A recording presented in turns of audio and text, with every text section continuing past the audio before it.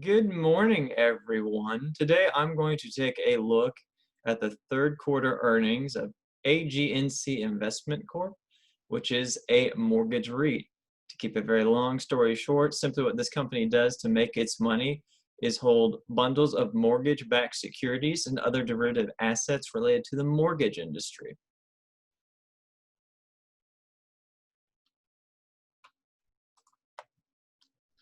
So to start off, the earnings per share this quarter were 81 cents per share, which beat the estimate of 56 cents per share. This quarter, the income was $1.28 per share, which is a steady improvement, 8.8% growth. And most importantly is the fact that the revenue grew from this time last year from 353 million in Q3 of 2019 all the way up to 494 million for Q3 of 2020, which is very impressive considering the conditions that we're currently going through with the lowered interest rates and everything related to COVID. Which brings me up to a couple very interesting points that the management team made about AGNC.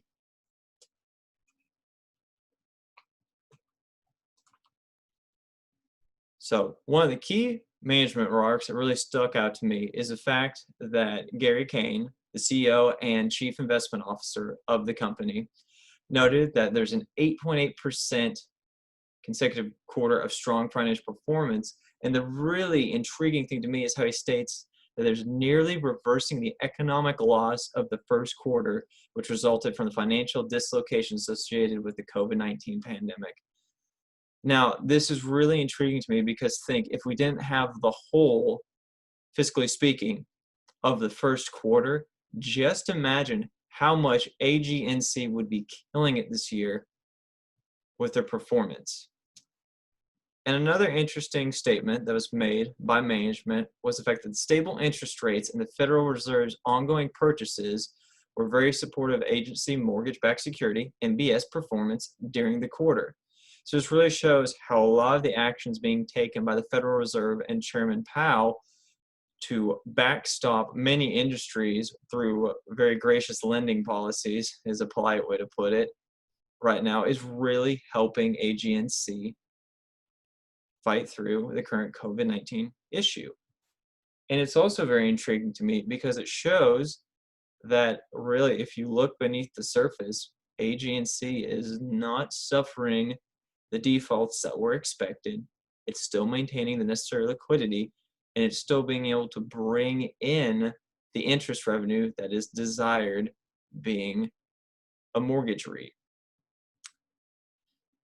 And then on the second portion of the comment, importantly, the Fed's announced policy shift to average inflation targeting will likely cause the current low rate environment to persist for a long period, which should be beneficial to the investment environment, which I thought was intriguing because you would think as a company that deals with mortgages, you would want higher rates. You would want, as the Fed increases the direct rate it lends out to banks through the transitions, you would believe that a mortgage company would be like, oh, well, that's great, we can have higher mortgages, but there's actually a very unique caveat to why this is good.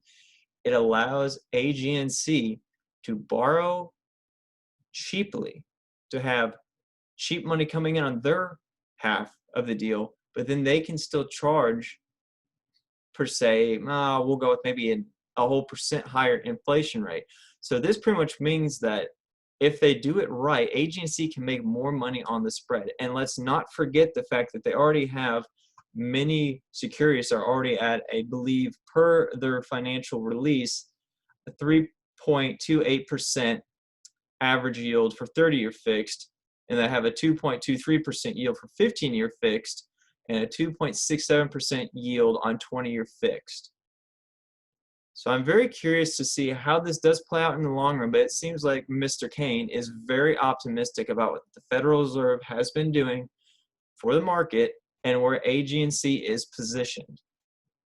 Now, and just to recap a couple other things about AGNC, currently as of September 30th, they are sitting on a portfolio of $96.4 billion of agency mortgage-backed securities and other derivatives.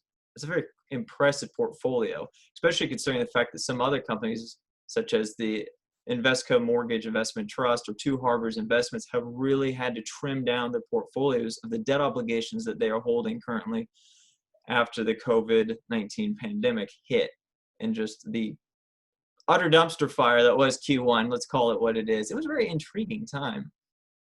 So I'm very pleased with these results.